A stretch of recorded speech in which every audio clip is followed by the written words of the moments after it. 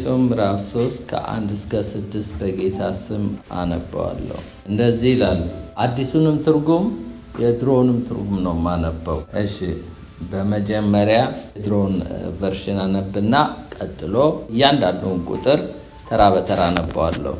ኤፌሶን ምዕራፍ 3 ከ1 እስከ 6 እንደዚህ ይላል። ስለዚህ አሕዛብ ስለሆናችሁ ስለናንተ የክርስቶስ ኢየሱስ የሆንኩ እኔ ጳውሎስ ለእግዚአብሔር እንበረከካለሁ ይላል በቅንፍ አዲሱ ትርጉም።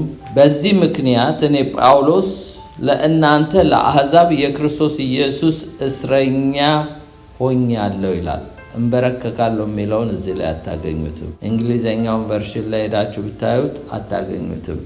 የድሮ ብቻ ላይ ነው ያለውና በዚህ ምክንያት እኔ ጳውሎስ ለእናንተ ለአሕዛብ የክርስቶስ ኢየሱስ እስረኛ ሆኛለሁ ይላል። ቁጥር 2 ለእናንተ ስለተሰጠኝ ስለ እግዚአብሔር ጸጋ መጋቢነት በርግጥ ሰምታችኋል ይላል አዲሱ ትርጉም። ለእናንተ ጥቅም ሲባል ስለተሰጠኝ የእግዚአብሔር ጸጋ መጋቢነት በርግጥ ሰምታችኋል ይላል። ቁጥር 3 አስቀድሜ በአጭሩ እንደጻፍኩት ይህን ምስጢር በመግለጥ አስታወቀኝ ይላል አዲሱ ትርጉም። ቀደም ሲል በአጭሩ እንደጻፍኩት በመገለጥ እንዳውቀው የተደረገው ምስጢር ይህ ነው ይላል። ቁጥር 4 ይህንንም ስታነቡ የክርስቶስን ምስጢር እንዴት እንደማስተውል ልትመለከቱ ትችላላችሁ ይላል አዲሱ ትርጉም።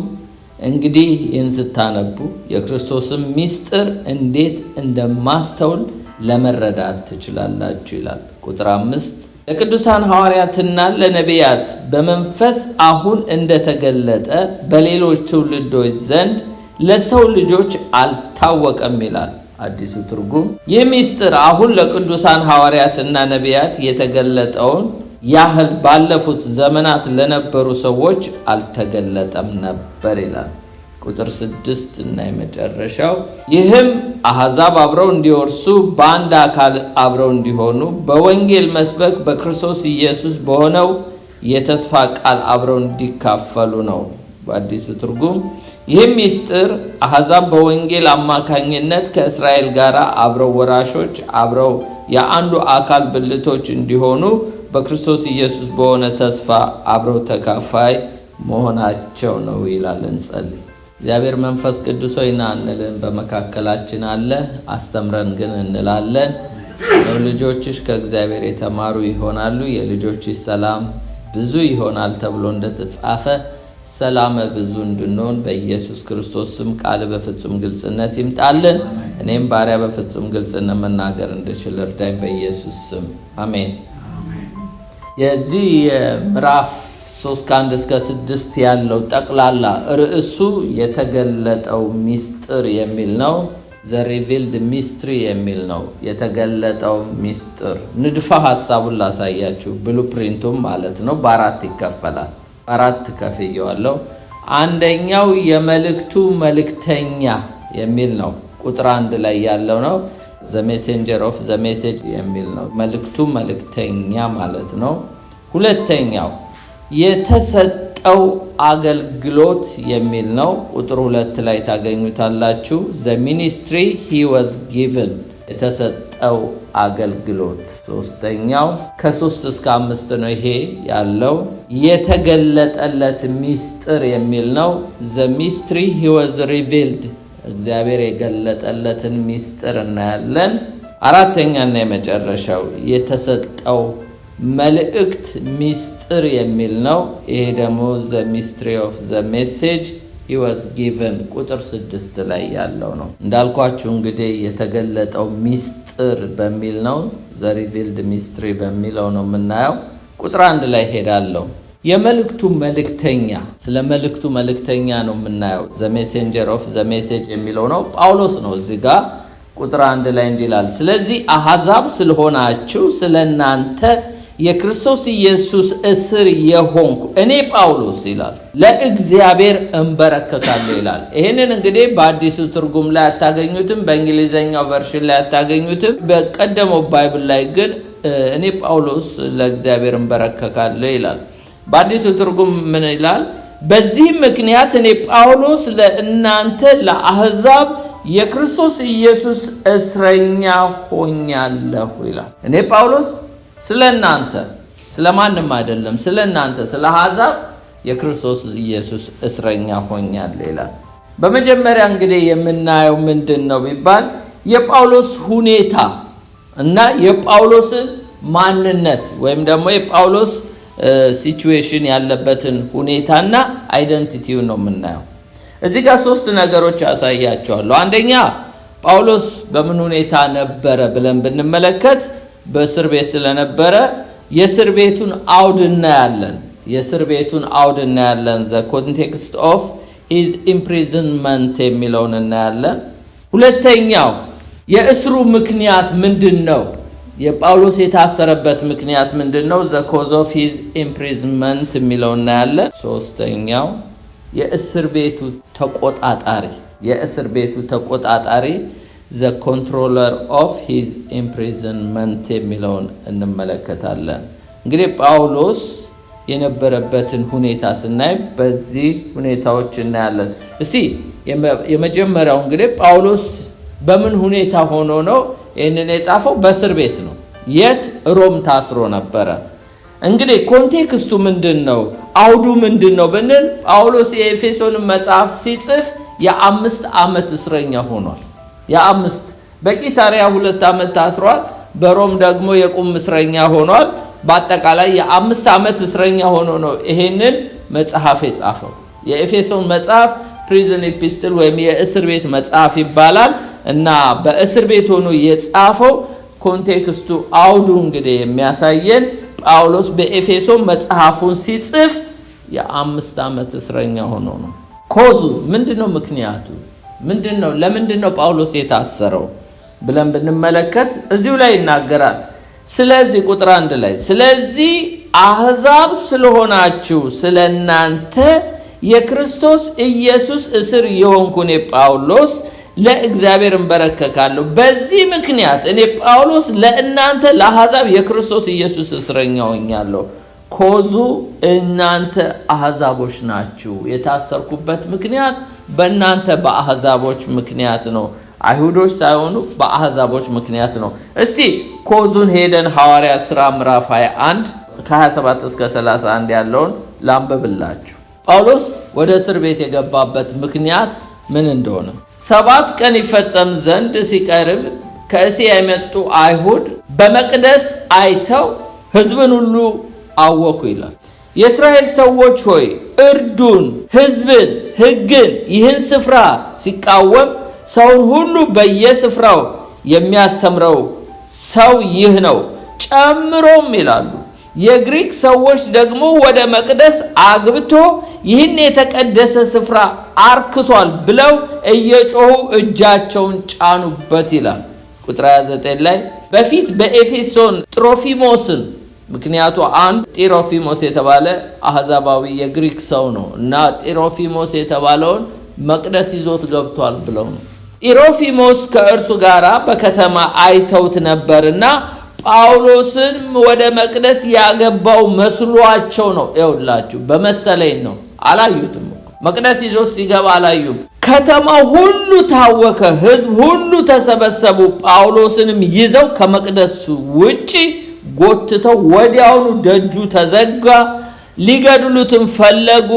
ኢየሩሳሌም ፈጽማ ታወከች የሚባል ወሬ ወደ ጭፍራው ሻለቃ ወጣ ይላል። ሐዋርያት ሥራ ምዕራፍ 21 ከ27 እስከ 31 ኮዙን ስንመለከት ጳውሎስ የታሰረበት አንድ ግሪካዊን ሰው ጢሮፊሞስ የተባለን መቅደስ ውስጥ ይዞ ገባ። አንድ አይሁዳዊ አንድ አሕዛባዊ የእስራኤል መቅደስ ይዞ ገባ ማለት ውሻ ይዞ እንደመግባት ነው። እኛ አሕዛቦች ለአንድ አይሁዳዊ ውሾች ነን። ስለዚህ ውሻ ይዞ መቅደስ ውስጥ ገባ፣ አረከሰዋል።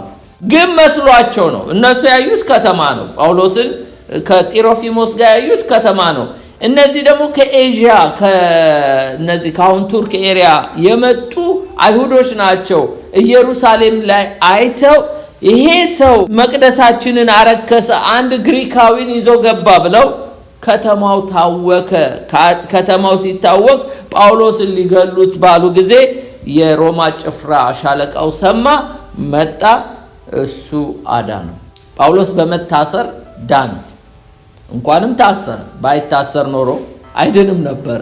ጨፍልቀው ሊገሉ በሕጋቸው አንድ ሰው መቅደስን የሚያረክስ ወይም ደግሞ በሕጋቸው ተጽፏል በድንጋይ ተወግሮ እስጢፋኖስን ምክንያት ፈጥረው አይደለ በድንጋይ ወግረው የገደሉት። እንደገና ጳውሎስንም ሊገሉ ነበር። ሻለቃው መጣ፣ ያዘው። ከዛ ለፊልኪስ ሰጠው። ፊልኪስ ደግሞ ለፊልጦስ፣ ፊልጦስ ደግሞ የንጉሥ አግሪጳ፣ እነዚህ የሮማውያን ገዢዎች ናቸው። ከዛ ወደ ቄሳር መጣ። ጳውሎስ ለ5 ዓመት በእስራት ቆየ። ክፍሉ ዋናውን ትርጉም ስንመለከት ይሄን ቦታ እንግዲህ ከእስያ የመጡ አይሁድ ጳውሎስን እንደያዙት እናያለን። ህዝቡን እንግዲህ ስንመለከተው በሐሰት ነው የከሰሱት። ፎልስ አኪዩዜሽን ነው ማለት ጳውሎስ ምንም ያበደለው ነገር የለም መስሏቸው ነው። እነሱ የሚሉት ይሄ ሰው እኮ ህዝብ ያሳሳተ ነው፣ ህጉን ይቃወማል፣ የኛን የሞሳይክ ሎን የሙሴን ህግ ይቃወማል፣ መቅደሱን ያረክሳል፣ እንዳውም ጨምሮ የግሪክ ሰዎችን ደግሞ ወደ መቅደስ አግብቷል፣ ይህን ቅዱስ ስፍራ አርክሶታል ነው የሚለው። በፊት በኤፌሶን እንግዲህ ጢሮፊሞስን አብሮ ነበረ ከጳውሎስ ጋር እንግዲህ በኤዥያ አይተውታል፣ በእስያ እና አሁን ከተማችን ገብቶ ደግሞ መቅደስ ይዞት ገባ ብለው ነው በመሰለኝ ነው የከሰሱት። አያችሁ፣ በተለይ ግሪካዊ ሰው ጢሮፊሞስ የተባለው ወደ መቅደስ አስገብቷል ብሎ ይህንን ምንም ማስረጃ የላቸው። የእግዚአብሔር ሰዎች በሐሰት ይከሰሳሉ ወይ ነው ጥያቄ። ጳውሎስ አሁን በውሸት ነው የተከሰሰው። ይከሰሳሉ ወይ ብንል አዎ፣ ዮሴፍ በሐሰት ነው አይደለ የተከሰሰው። የጴጢፋራ ሚስት እስር ቤት ያስገባችው በሐሰት ተከሶ ነው። ናቡቴ በሐሰት ነው ኤሊዛቤል ከሳ ያስገደለችው። እስጢፋኖስ በሐሰት ነው ተከሶ በድንጋይ ተወግሮ የሞተው። ጌታ ኢየሱስ በሐሰት ነው የተከሰሰው። እንደገና ጳውሎስ ያው በሐሰት ሲከሰስ እናያለን። ስለዚህ በሐሰት እንደምንከሰስ የእግዚአብሔር ቃል ኢየሱስ በማቴዎስ 5:11-12 እንደዚህ ብሏል። ሲነቅፏችሁ ሲያሳድዷችሁ በኔ ምክንያት፣ ይኸው በማንም ምክንያት አላለም ጌታ፣ በኔ ምክንያት ክፉን ሁሉ በውሸት ሲናገሩባችሁ ብፁዓን ናችሁ አለ። ጳውሎስ ብፁዕ ነው አይደለ?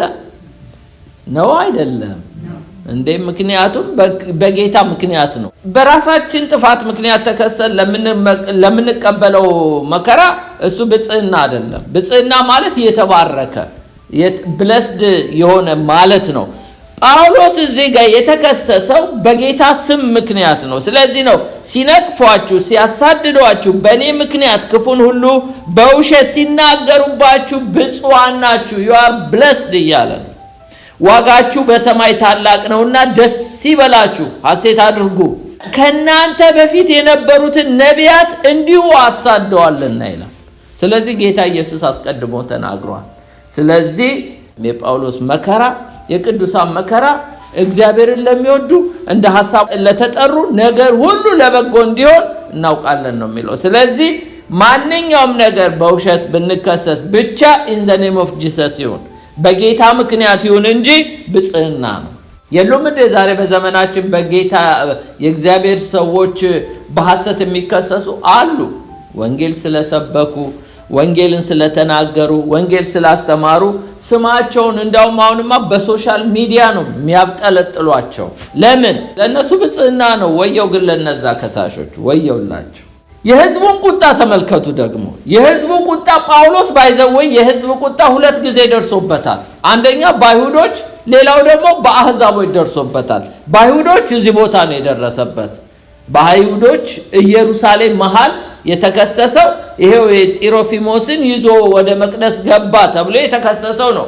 ሌላው ደግሞ በአህዛብ የተከሰሰው ትዝ ይላችኋል። ሐዋርያት ሥራ ምዕራፍ 19 ላይ በአህዛብ የህዝብ ቁጣ ተነስቶበታል። በጳውሎስ ላይ እንግዳ አይደለም የህዝብ ቁጣ መነሳት። ይሄ እንግዲህ ያየነው በ21 ላይ ነው። 19 ላይ ኤክስፔሪየንስ አድርጎታል። በማን ምክንያት? በአህዛቦች የተነሳባቸው በአህዛብ የተነሳበት ቁጣ ነበረ። በምን ምክንያት? በኤፌሶን ነው። ይሄ ደግሞ በኤፌሶን ህዝብ የተነሳበት ሐዋርያት ሥራ ምዕራፍ 19 አለፍ እያልኩ ላንብብላችሁ። ብር ሰሪው ቁጥር 24 ላይ ብር ሰሪ የሆነ ዲሜጥሮስ የሚሉት አንድ ሰው የአርጤሚስን ቤተ መቅደስ ምስሎች በብር እየሰራ ለአንጥረኞች እጅግ ትርፍ ያገኝ ነበር ይላል። ጣዖት እየሰራ ይቸበችብ ነበር፣ ይሸጥ ነበር። እኛ ሀገር ዛሬ ስዕል እየሰሩ እንደሚሸጡት ማለት ነው። ዲሜጥሮስም የተባለ እንዲህ ጣዖት እየሰራ ይቸበችብ ነበር በኤፌሶን ከተማ። ጳውሎስ መጣና ይሄ እኮ ጣዖት ነው አላቸው። እግዚአብሔር እኮ መንፈስ ነው፣ እንደዚህ ጣዖት ድንጋይ አይደለም ብሎ ሰበካቸው። ይህም ጳውሎስ በእጅ የተሰሩ አማልክት አይደሉም ብሎ በኤፌሶን ብቻ ሳይሆን ከጥቂት ክፍል በቀር በእስያ ሁሉ ብዙ ሕዝብን እንደ አስረዳና እንደ አሳተ አይታችኋል፣ ሰምታችኋል። ስራችን እንዲናቅ ብቻ አይደለም፣ በእስያ ሁሉ ዓለም ሁሉ የሚያመልካትን ታላቂቱን አምላክ የአርጤሚስን መቅደስ ምናምንቴ ሆኖ እንዲቆጠር እንጂ ታላቅነቷም ደግሞ እንዳይሻር ያስፈራል ብሎ ይሄ አንጥረኞችን ቀሰቀሰ። ይህንን በሰሙ ጊዜ ቁጣ ነደደባቸው ይላል። የኤፌሶን አርጤሚስ ታላቅ ናት እያሉ ጮሁ። ወዲያና ወዲህ ይጮሁ ነበረ፣ በጉባኤው ድብልቅልቅ ሆነ ይላል። የሚበልጡትስ እንኳን ስለምን እንደተሰበሰቡ አላወቁም ነበር ይላል። የሕዝብ ቁጣ ምንም ነገር እኮ ሳይመረምር ነው ሆ ብሎ ከተነሳ። ይኸው በኤፌሶንም ግር ብለው ተቃወሙት። እዛም ደግሞ ጳውሎስ ጢሮፊሞስን ይዞ ቤተ መቅደስ ገባ ብለው ሳይመረምሩ ነው ጳውሎስን የከሰሱት። እዚህም ሳይመረምሩ አያችሁ፣ ሕዝብ ሲቆጣ እንደዚህ ነው። ዛሬ ሆሳዕና በእግዚአብሔር ስም የሚመጣ የተባረከ ይሁን የሚል ሕዝብ ነገ ደግሞ ስቀለው ደሙ በእኛና በልጆቻችን ይሁን እንዳለ ኢየሱስ ላይ የሕዝብ ጭብጨባም ሊያስደንቀን አይገባም፣ የሕዝብም ቁጣ ሊያስፈራን አይገባም። ስለዚህ ወንጌልን ስንሰብክ፣ ወንጌልን ክርስቶስ ስንናገር ይሄ እንደሚመጣብን ልናውቅ ይገባል። የወንጌል አገልግሎት እንግዲህ መከራ እንዳለው ያስተምረናል። በዚህ ቦታ ጳውሎስ ቀድሞ እንደተናገረው እንግዲህ አጋጣሚ እንዳልሆነ፣ ምክንያቱም ገና ኢየሩሳሌም ሲሄድ መከራ እንደሚገጥመው ተነግሮት ነበረ። በእርግጥም መከራው እስሩ እንደገጠመው እናያለን። እግዚአብሔር በመከራ ውስጥ ግን ዓላማ አለው። የሮማ ገዢዎች ጋር እንዲቀርብ አደረገው፣ ነገስታቶች ጋር እንዲቀርብ አደረገው። የጳውሎስ መያዙ፣ የህዝቡ ግርግር ወደ ጳውሎስ ጥሪውና እግዚአብሔር በአግሪጳ ፊት ወይም ደግሞ በቄሳር ፊት ትቆማለህ ብሎት ነበር። በእርግጥም ሻለቃው መጣ፣ ወደ ፊልኪስ አሻገረው፣ ፊልኪስ ወደ ፊልጦስ፣ ፊልጦስ ወደ አግሪጳ፣ አግሪጳ ወደ ቄሳር አሻገረው። ስለዚህ ወደ ቄሳር ዘንድ ቀረበ ማለት ነው። እንግዲህ የክፍሉ ዋና ጭብጥ የክርስቶስ አገልጋይ ስለ እውነት መከራ ሊቀበል እንደሚችል እና ነገር ግን እግዚአብሔር ለወንጌል መስፋፋት ይሄንን እንደሚጠቀምበት ያሳያል። መቅደሳችንን አረከሰው። አስተውላችሁታል? መቼ ነው ያሉት? በጸጋ ዘመን። መቼ ነው ያሉት? በኢየሱስ ዘመን። የትኛው መቅደስ? ቀድሞ ቢሉ ልክ ነው። አሁን እኮ ኢየሱስ ክርስቶስ ሞቶ ተነስቶ በሰው እጅ በሰራው መቅደስ ውስጥ አልኖርም ብሏል እኮ። አሁን እኔ የምኖረው ራሴ በእጆቼ በሰራዋቸው ሰዎች ውስጥ ነው ማድረው ባለበት በጸጋ ዘመን ነው መቅደስን አረከሰ ብለው ጳውሎስ ምዕራፍ 21 ላይ እኮ እንግዲህ አስቡት። ጢሮፊሞስን ይዞ ገባ። ጌታ ኢየሱስ ባለፈው ኤፌሶን ምዕራፍ 2 ላይ አጥንተናል አይደል እንዴ? ርቀው የነበሩትን አቅርበዋል። አሕዛብና አይሁድን እንግዲህ ሁለቱን አዋህዶ አንድን አዲስ ሰው ፈጥሯል በክርስቶስ። ቤተ መቅደስ ሆናችኋል ብሏል። የእግዚአብሔር ዱዌሊንግ ፕሌስ ማደሪያ ሆናችኋል ብሏል። የተቀደሰ ሕዝብ ናችሁ ብሏል። አሁን እናንተ ወደ እግዚአብሔር መቅደስ የመግባት አክሰስ አላችሁ ብሏል። ጠብን ገሎታል ብሏል። እንግዲህ እንደዚህ የተባለን ሕዝብ በጸጋ ዘመን በምህረት ዘመን መቅደሳችንን አረከሰ። አንድ ጢሮፊሞስ ገባ ብለው ያ ሁሉ ቁጣ ተነሳ። እግዚአብሔር ግን ይሄ የሚመኩበትን ይሄ ትምክታቸው የሆነው ሄሮድስ ያሰራላቸው በወርቅ አድርጎ እሱም ደግሞ ስለሚጠሉት በወርቅ አሳምሮ ነው የሰራላቸው እንዲቀበሉት በአይሁድ ዘንድ ተቀባይነት እንዲኖረው። እግዚአብሔር ግን የሮማን ወታደሮች ልኮ ድንጋይ በድንጋይ ላይ ይሆናል እንዳለ ማቴዎስ 24 ላይ ድንጋይ በድንጋይ ለምንድን ነው ድንጋይ በድንጋይ ላይ የሆነው? በወርቅ ስለተሰራ ሮማውያኖች ወርቁን ለማውጣት ሲሉ ድንጋዩን እየፈለቀቁ አንዷም ሳትቀር ሜዳ አድርገውት ባድማ አደረጉት። ይሄው እስካሁን ድረስ ቤተ መቅደሳቸው አልተሰራ። ለምን? እሱ ቢሰራ ኖሮ እስካሁን ድረስ አይደለም እንኳን አይሁዶች ሌሎቹም አህዛቦች እየሄዱ እዛ ነው። ለምን? የሚታይ ነገር አለ እዛ መቅደስ ውስጥ። እዛ ብዙ ነገሮች አሉ። ወደ ሙሴ ሕግ ህዝቡ ያዘነብል ነበር። እግዚአብሔር ግን አፈረሰው። ለምን? አሁን እግዚአብሔር በመንፈስ ነው የሚመለከው፣ በእውነት ነው የሚመለከው። ቤተ መቅደሶቹ እኛ ነን፣ በክርስቶስ ደም የተዋጀን፣ ድንጋይ አይደለም። እግዚአብሔር ያ የሚመኩበት አንድ ሰው ገባ ብለው ከተማ ያመሱበትን ይውጣላችሁ ብሎ ባድማ አደረገላችሁ። በጸጋ ዘመን ቤተ መቅደስ አረከሰ ይባላል እንዴ? አይባልም ነበር። ግን ምን ማድረግ ይቻላል? ስለታወሩ ነው። የጳውሎስ ሁኔታን እንግዲህ የምናየው እዚህ ጋር ምንድነው? እኔ ታሰርኩት በእናንተ በአህዛቦች ምክንያት ነው የሚለው። ሁለተኛ ጢሞቴዎስ 1:8 ላይ እንግዲህ በጌታችን ምስክር ወይም በእስረኛው በኔ አትፈር ይለዋል ለጢሞቴዎስ ሲጽፍለት። ለምን? ጳውሎስ በሮም እስረኛ ነበርና። ሁለተኛ ጢሞቴዎስ የተጻፈው ጳውሎስ በእስር ቤት ሆኖ በሮም የጻፈለት ነው። ስለዚህ በኔ በእስረኛው አትፈር፣ ነገር ግን እንደ እግዚአብሔር ኃይል መጠን ስለ ወንጌል አብረህም መከራ ተቀበል እያለ ጢሞቴዎስን ነግሯል። ምክንያቱስ በአህዛብ ምክንያት እንደታሰረ ያውቃል ጳውሎስ። ኤፌሶን ምዕራፍ 1 ላይ እንግዲህ በጌታ እስር የሆንክ ይላል። አያችሁ፣ ጳውሎስ በጌታ እስር ይሆን ደግሞ በጌታ ነው እስረኛ ሆንኩ እንጂ በቄሳር በሮማውያን ወይም ደግሞ በአይሁዶች ታሰርኩ አይልም ጳውሎስ። የሚገርማችሁ እኔ በጌታ ነው እስራቴ ነው የሚለው። በጌታ እስር ይሆን እኔ በተጠራችሁበት መጠራታችሁ እንደሚገባ ትመላለሱ ዘንድ እለምናችኋለሁ ይላል። ለፊሊሞና ሲጽፍለት ምዕራፍ 1 ያው አንድ ምዕራፍ ነው ያለው። የክርስቶስ ኢየሱስ እስር ጳውሎስ ይላል። አያችሁ፣ እኔ የቄሳር ነኝ አይልም። እኔ የአይሁዶች እስረኛ ነኝ አይልም። እኔ የሮማዊ እስረኛ ነኝ አይልም። እኔ የክርስቶስ ኢየሱስ እስረኛ ጳውሎስ፣ ወንድሙም ጢሞቴዎስ ለተወደደው አብሮ ለሚሰራ ለፊሊሞና እያለ ይጽፍለታል። ጳውሎስ እንግዲህ በሮም ሆኖ መታሰሩን ይጽፍ ነበር። እስሩ ግን ምክንያቱ ኮዙ ማን ነው ብትሉ አህዛቦች ናቸው። ለአህዛብ ወንጌል ላድርስ ብሎ ነው ይሄ ሁሉ ፍዳ የሚበላው። ስለዚህ ጳውሎስ ብዙ ጊዜ ታስሯል ይላል መጽሐፍ ቅዱሳችን። ብዙ ጊዜ እንደታሰረ ይነግረናል። ሁለተኛ ቆሮንቶስ 11:23 ላይ እንደ እብድ ሰው ላለው እኔ እበልጣለሁ፣ በድካም አብዝቼ በመገረፍ አብዝቼ በመታሰር አትርፌ ይላል። በመታሰር አትርፌ የሚለውን አዲሱ ትርጉም ምን እንደሚል ላንብብላችሁ። ብዙ ጊዜ ታስሬያለሁ ነው የሚለው። ከዚህ የተነሳ ምን ይላሉ የመጽሐፍ ቅዱስ አዋቂዎች? ጳውሎስ ብዙ ጊዜ ታስሯል ነው የሚባለው። መጽሐፍ ቅዱስ ላይ የተጠቀሱ እስሮች አሉ፣ የት እንደታሰረ። አንደኛው ፊልጵስዩስ ወደ ሮም ናና እርዳን ብለው በራእይ ታይቶት የሄደ ጊዜ ከሲላስ ጋር እስር ቤት የገባው ነው። እሱ ፊልጵስዩስ ታስሯል። ሐዋርያት ሥራ ምዕራፍ 16 ከ23 እስከ 40 ማንበብ ትችላላችሁ። ሌላው ቂሳሪያ ውስጥ ነው የታሰረው። ቂሳሪያ ውስጥ ለ2 ዓመት ነው የታሰረው። ይሄንን ሐዋርያት ሥራ ምዕራፍ 23 ከ23 እስከ 35 ማየት ትችላላችሁ።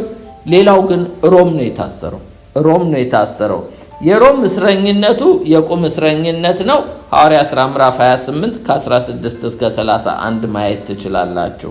በማን ምክንያት? በአህዛብ ምክንያት። እስቲል ኮዙ ጋር ነኝ ያለው እና ጳውሎስ ታዲያ ሮም ገብቶ ከታሰረ በኋላ ተፈቷል።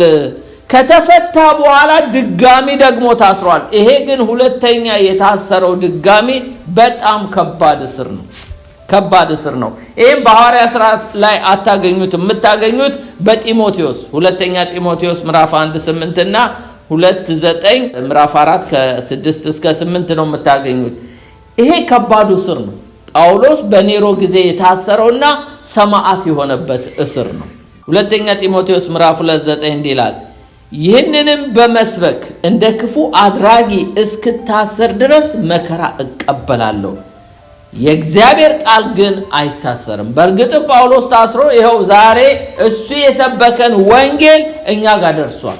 የኤፌሶን መልእክት ደርሶናል፣ የጢሞቴዎስ መልእክት ደርሶናል፣ የፊሊሞና መልእክት፣ እነዚህ ፕሪዝን ኢፒስትል የተባሉ በሙሉ እሱ ታስሮ ወንጌሉ ግን ሳይታሰር ከጄኔሬሽን ይኸው ደርሷል። ወንጌል አይታሰርም። እስቲ ወንጌል አይታሰርም ተባባሉ። እኛ እንኳን መታሰር አይደለም ሞት ሊከለክለን ይችላል።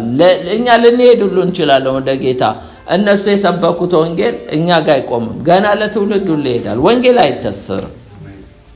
ሁለተኛ ጢሞቴዎስ 1:8 ላይ እንዲህ ይላል፣ እንግዲህ በጌታ ምስክር ወይም በእስረኛው በእኔ አትፈር ብሎ የተናገረው ቅድም በሮም ታስሮ ነው። የመጨረሻው ጳውሎስ እንግዲህ እስራቱን በምንድን ነው የተደመደመው ብንል ከባድ እስራት ነው። ሁለተኛ ጢሞቴዎስ ምዕራፍ 4 ከ6 እስከ 8 ነው። በመስዋዕት እንደሚደረግ የኔ ሕይወት ይሰዋልና የሚሄድበት ጊዜ ደርሷል። መልካሙን ገድል ተጋድያለሁ፣ ሩጫውን ጨርሻለሁ፣ ሃይማኖቴን ጠብቄያለሁ። ወደፊት የጽድቅ አክሊል ተዘጋጅቶልኛል። ይህም ጻድቅ ፈራጅ የሆነው ጌታን ያን ቀን ለእኔ ያስረክባል፣ ደግሞ መገለጡን ለሚወዱ ሁሉ እንጂ ለእኔ ብቻ አይደለም ይላል። አያችሁ፣ ይሄ የመጨረሻው የጳውሎስ እስራቱ ያበቃበት ሮማዊ ስለሆነ ዜግነቱ ሮማዊ አይሰቀልም። ሰማዕት ሆኖ ነው የሞተው። ሮም ውስጥ አንገቱ በሰይፍ ነው የተቆረጠው።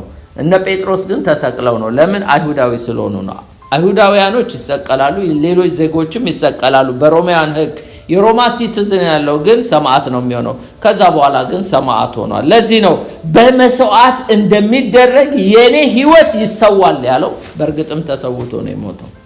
እና ለጢሞቴዎስ ይሄ እንግዲህ በማን ምክንያት ነው ኮዙ ቢባል ለአሕዛብ ወንጌልን ለማድረስ ነው። ሌላ ምንም ምክንያት የለውም። ይሄ እንግዲህ ሁኔታዎቹን ያየን። እስቲ የጳውሎስን አይደንቲቲውን እንየው። ጳውሎስ ታዲያ ራሱን ለምንድን ነው የኢየሱስ እስረኛ ነኝ የሚለው? ስለዚህም አሕዛብ ስለሆናችሁ ስለእናንተ የክርስቶስ ኢየሱስ እስር የሆንኩ። ለምንድን ነው የሮማ እስረኛ ነኝ የማይለው? ለምንድን ነው አይሁዶች ናቸው ያስያዙኝ የእነሱ እስረኛ ነኝ የማይለው? እኔ የክርስቶስ እስረኛ ነኝ ነው የሚለው። የያዙት ሮማውያን፣ የታሰረው በሮም። ለምንድን ነው እኔ የክርስቶስ እስረኛ ነኝ የሚለው? ይሄ የጳውሎስ አይደንቲቲ ነው የምንመለከተው። እዚህ ጋር እንግዲህ የእስር ቤቱ ተቆጣጣሪ ማን እንደሆነ ነው የሚያሳየን። the controller of his imprisonment የሚለውን እንመለከታለን። ነገር ግን ራሱን እንደ ቄሳር እስረኛ አይቆጥረውም ነበር ጳውሎስ። ለምን ብንል እኛ መከራ ስንቀበል፣ ችግር ስንቀበል ቶሎ ብለን የምናያይዘው ሁኔታውን ከሰዎች ጋር፣ ሁኔታውን ከሁኔታው ጋር ነው የምናገናኘው። ጳውሎስ ግን ምንም ነገር እንደ እግዚአብሔር ፈቃድ የሚመጣበትን መከራ የሚያያይዘው ከክርስቶስ ጋር ነው፣ ከታሰረበት ጋር ነው። ምንድን ነው ጳውሎስ በምን ታስሯል? ሮሜ ምዕራፍ 8 ከ38 እስከ 39 እንዲህ ይላል። የጳውሎስን መረዳት ተመልከቱ። ሞት ቢሆን፣ ሕይወት ቢሆን፣ መላእክት ቢሆኑ፣ ግዛት ቢሆን፣ ያለው ቢሆን፣ የሚመጣው ቢሆን፣ ኃያላት ቢሆኑ፣ ከፍታ ቢሆን፣ ዝቅታ ቢሆን፣ ልዩ ፍጥረት ቢሆን በክርስቶስ ኢየሱስ በጌታችን ካለ ከእግዚአብሔር ፍቅር ሊለየኝ እንዳይችል ተረድቻለሁ። እኔ የክርስቶስ እስረኛ ነኝ ነው የሚለው ባጭሩ። በምን ታስሯል? በፍቅር። ስለዚህ በክርስቶስ ኢየሱስ ፍቅር ታስሮ ስለሆነ የሚመጣበትን መከራ ሁሉ ከሁኔታ ጋር ያገናኘው። ዛሬ እንደ ክርስቲያን በዓለም ሳላችሁ መቼም መከራ አለባችሁ ይላል። የጻድቃን መከራቸው ብዙ ነው ይላል የእግዚአብሔር ቃል። እግዚአብሔር ግን ከመከራ ሁሉ ያድናቸዋል ይላል። ከምን ጋር ነው መከራዎቻችንን፣ ችግሮቻችንን የምናያይዘው? ከሰዎች ጋር፣ ከሁኔታዎች ጋር። ጳውሎስ እዚህ ጋር ትልቅ ትምህርት የሚሰጠን እንግዲህ ከታሰረበት ከውስጠኛው ገመድ ጋር እንጂ ከውጨኛው ገመድ ጋር። እስቲ አጠገባቸው ያለውን ከታሰርክበት ከጌታ ጋራ ነገርህን አገናኘው ተባባሉ። አሜን። እግዚአብሔርን ለሚወዱ እንደ ሐሳቡ ለተጠሩ ነገር ሁሉ ለበጎ ነው የሚለው። ስለዚህ ነገሮቻችንን ከሁኔታ ጋር እናያይዝ። ሮማውያን አስረውት፣ አይሁዶች አስረውት፣ እሱ ግን ጉዳዩን የክርስቶስ እስረኛ ነኝ እያለ ነው የሚናገር። እስቲ የጳውሎስ የክርስቶስ እስረኛ ነው ያለበትን 4 ምክንያቶች ላሳያችሁና ወደሚቀጥለው አልፋለሁ። የክርስቶስ እስረኛ ወይም ደግሞ ለክርስቶስ መታሰር ማለት ምን ማለት እንደሆነ አራት ነገር እናያለን። አንደኛ የክርስቶስ ኢየሱስ እስር የሆንኩ ሲል ሙሉ በሙሉ የክርስቶስ መሆኑን ነው የሚናገረው። belonging completely to Christ እኔ I am belongs to Christ እያለ ነው። እኔ የክርስቶስ ነኝ እያለ ነው። ቢያስሩትም ቢገርፉትም ቢደበድቡትም እሱ እኔ የክርስቶስ ነኝ እያለ ነው። የክርስቶስ እስረኛ ነኝ ማለት የክርስቶስ መሆን ማለት ነው።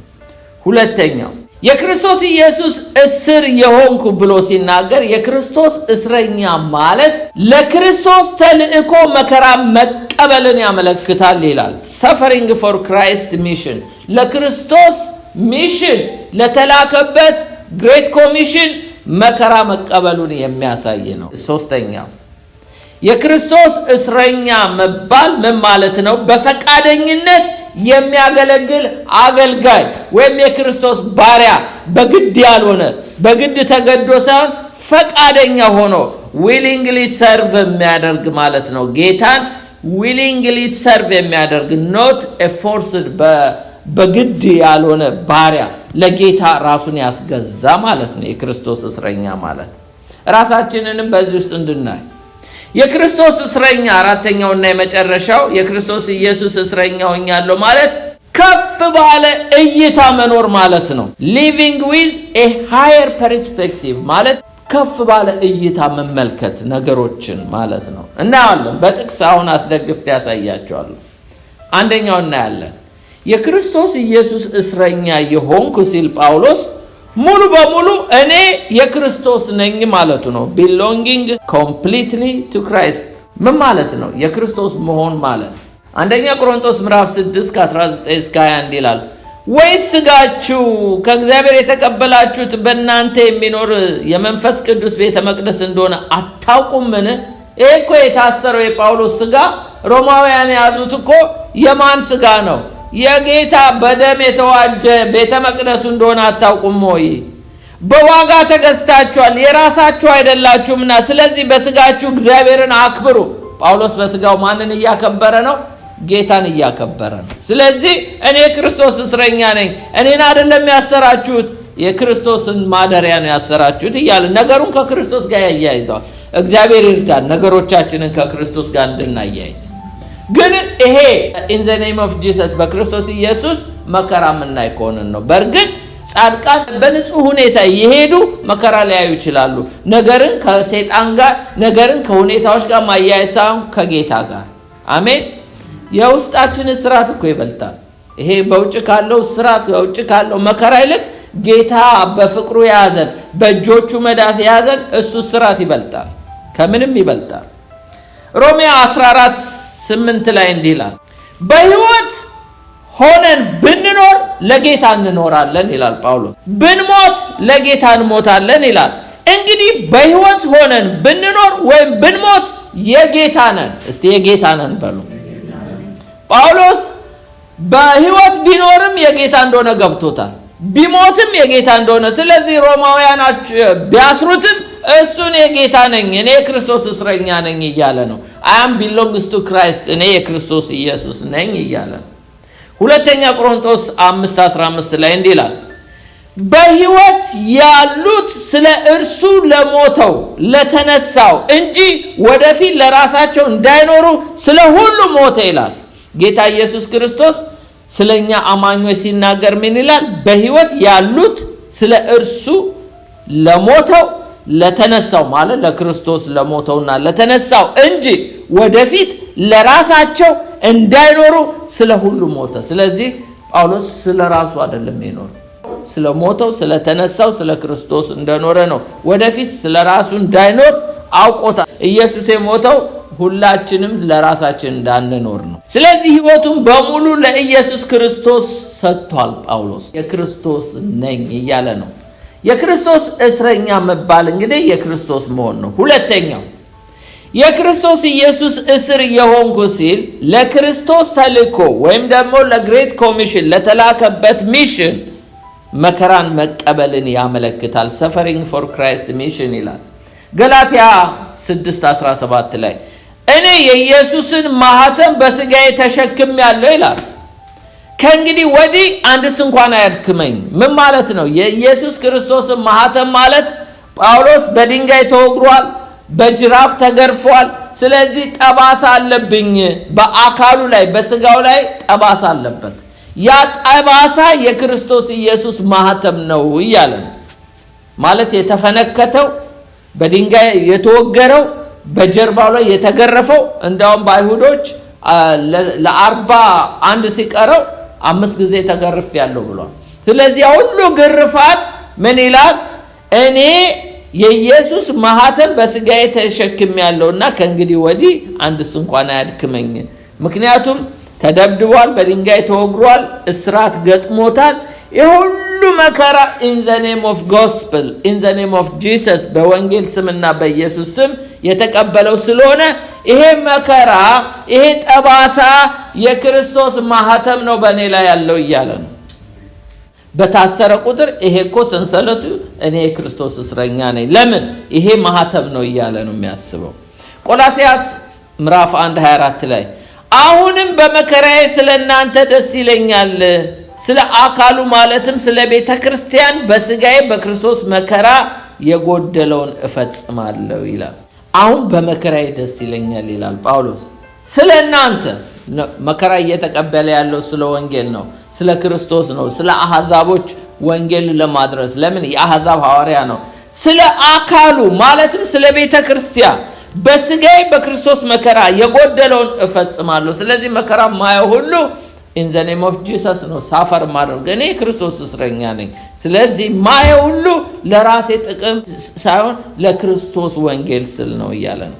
ሐዋርያ ሥራ ምዕራፍ 20 ላይ ከ22 እስከ 24 እንዲላል አሁንም እነሆ እኔ በመንፈስ ታስሬ ወደ ኢየሩሳሌም እሄዳለሁ፣ በዚያ የሚያገኘኝ ምን እንደሆነ አላውቅም።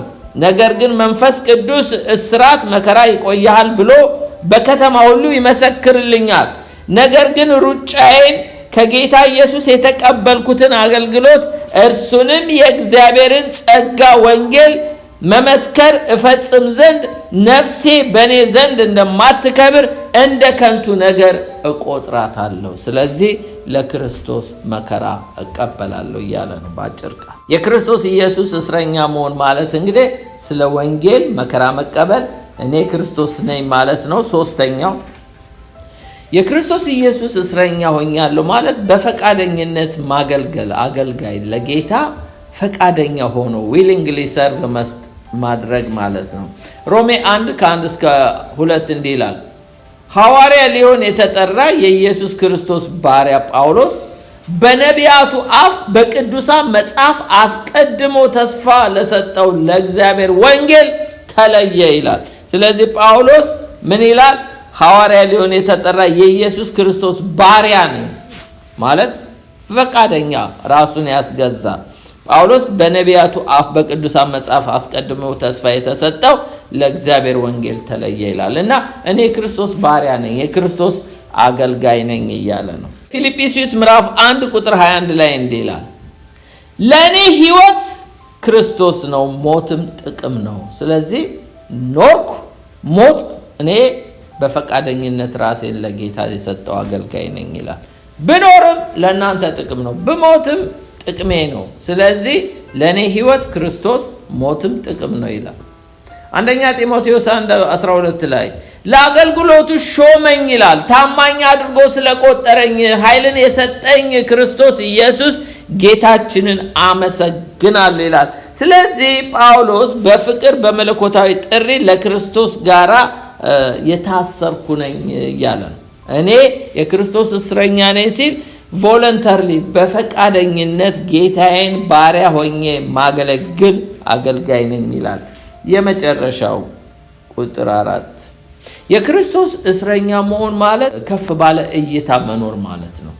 living with a higher perspective አመለካከታችን እንግዲህ የክርስቶስ እስረኛ ነኝ ሲል ከችግር ባሻገር ማየት ማለት ነው። እኔና እናንተ እንደዛ እንድናይ ጌታ ይርዳል። ጳውሎስ እኮ እዚህ የተጠፈረበት እስራት ሰንሰለት አለው፣ የሚገረፈው አለው፣ መከራ ይቀበላል። የሚገርማችሁ ግን ባሻገር ነው የሚመለከተው። ነገሮችን ከሁኔታዎች ጋር ሳይሆን ከፍ ባለ እይታ ነው የሚያየው። እንዴት እንደሚያይ እስቲ እኔና እንጠቀልላለን። ቆላስይስ 3:1-3 እንዲላል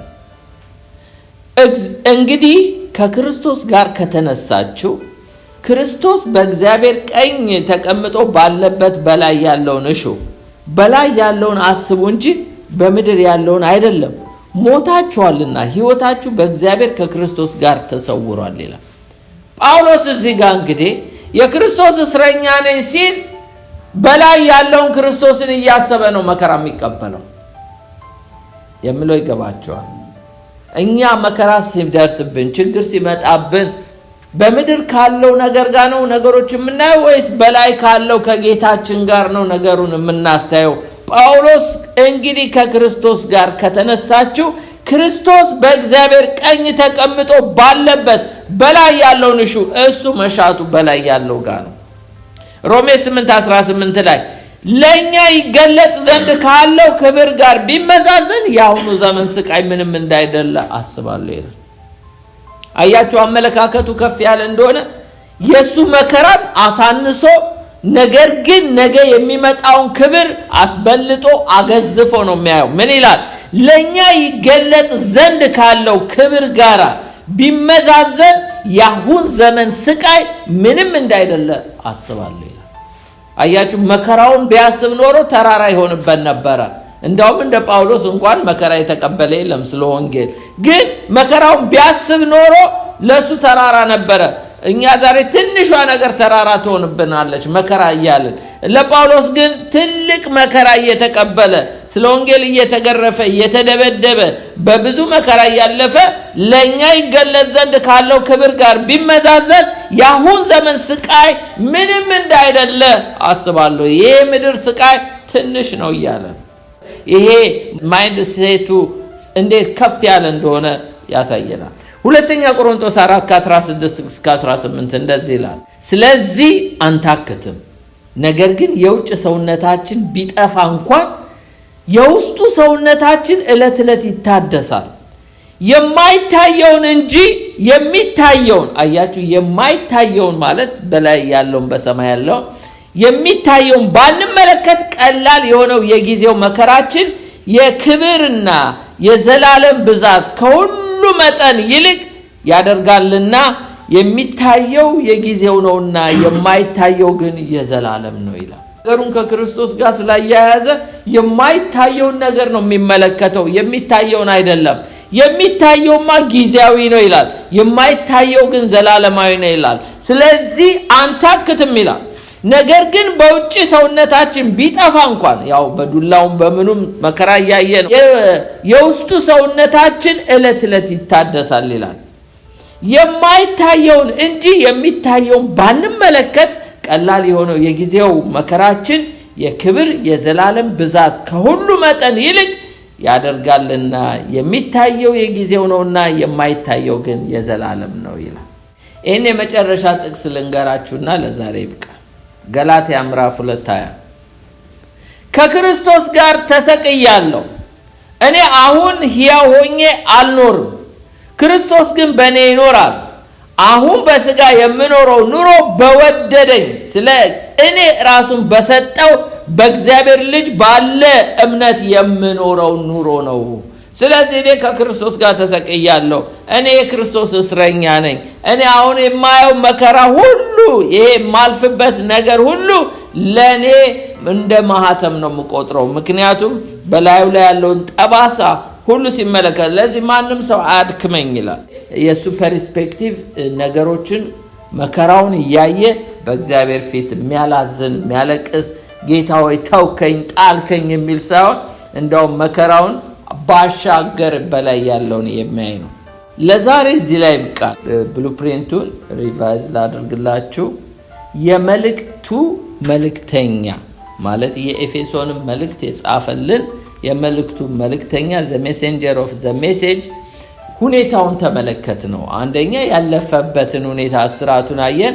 ሌላው አይደንቲቲው ማለት የጳውሎስ ማንነቱን ከክርስቶስ ጋራ ከታሰረበት የክርስቶስ ፍቅር ገመድ ጋር ከታሰረበት ህይወቱን ከሰጠበት ዴዲኬት ካደረገው ጋር ያስተያያል። ጌታ ይባርክ።